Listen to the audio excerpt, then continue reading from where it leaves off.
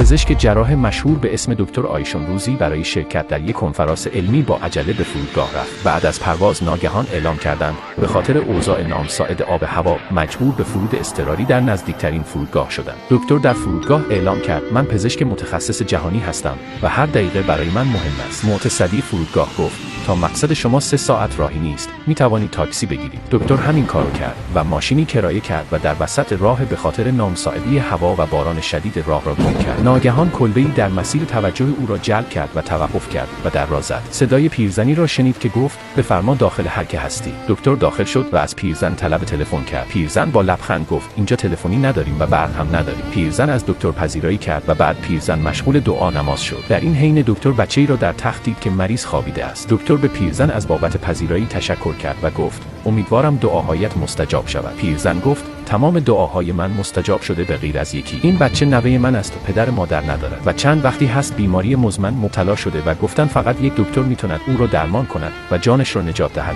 که متاسفانه کیلومترها با او فاصله دارم و توان مراجعه به اون دکتر ندارم. اسم اون دکتر آیشون است. دکتر با گریه گفت مادر دعای تو یک هواپیما را از کار انداخت. آسمان را رعد و برق طوفان و باران ایجاد کرد که من دکتر آیشون به پیش شما حاضر شوم تا نوه تو را درمان کنم مادر. هیچ وقت فکر نمی‌کردم دعا تا این حد قدرتمند باشد. برای سلامتی مادرت بنویس خدایا سپاس.